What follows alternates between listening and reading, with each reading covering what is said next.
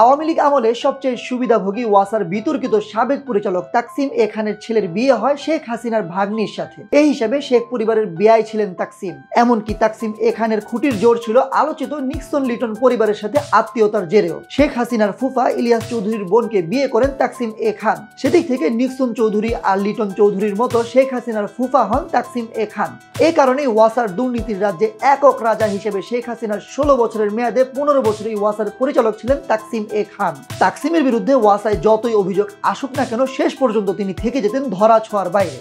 এমনকি নীতিগত সিদ্ধান্ত বদলে ওয়াসার পরিচালনা পর্ষদকে পাত্তাই দিতেন না তাকসিম। এই বিষয়ে বারবার তিনি গণমাধ্যমকে বলেছিলেন, আমি চলে যেতে চেয়েছি, কিন্তু আমাকে অনুরোধ করে এখানে রাখা হয়েছে। ওয়াসার পরিচালক হিসেবে আবেদনের যোগ্যতা না থাকা সত্ত্বেও 6 বার বেড়েছে চুক্তির মেয়াদ। তবে সবচেয়ে আশ্চর্যের কথা হচ্ছে, বোর্ড সুপারিশ না করলেও 2013 সালে তখনকার স্থানীয় সরকার মন্ত্রী সৈয়দ আশরাফুল ইসলামের স্বাক্ষর ছাড়াই সরাসরি তাকসিমকে নিয়োগ প্রদানে স্বাক্ষর করেন শেখ হাসিনা। এই বিষয়ে ওয়াসার সাবেক নির্বাহী প্রকৌশলী মোজাম্মেল হক বলেন, তাকসিমের প্রথম নিয়োগটাই অবৈধ, কারণ নিয়োগ বিজ্ঞপ্তিতে যে শর্তগুলো চাওয়া হয়েছিল, অর্থাৎ ওয়াটার সাপ্লাই অন্তত 20 বছরে বাস্তব অভিজ্ঞতা থাকতে হবে, এদিক থেকে তাকসিমের 20 দিনেরও সেই অভিজ্ঞতা ছিল না, কারণ উনি কোনোদিন সরকারি চাকরিই করেননি। তারপর থেকে তার প্রতিটা নিয়োগই অবৈধ বলে জানান তিনি। তাকসিমকে নিয়োগ দিতে প্রস্তাব রেখেছিলেন তৎকালীন সচিব আবু আলম শহীদ। এই বিষয়ে পরিবেশ অধিদপ্তরের সাবেক অতিরিক্ত মহাপরিচালক প্রকৌশলী আব্দুস সোবহান বলেন, যারা তাকে নিয়োগ দিয়েছেন তাদের আশীর্বাদ ছাড়া এতদিন ওয়াসার মতো একটি প্রতিষ্ঠানের প্রধান থাকা সম্ভব না। তবে ওয়াসা সংশ্লিষ্টরা বলেছেন,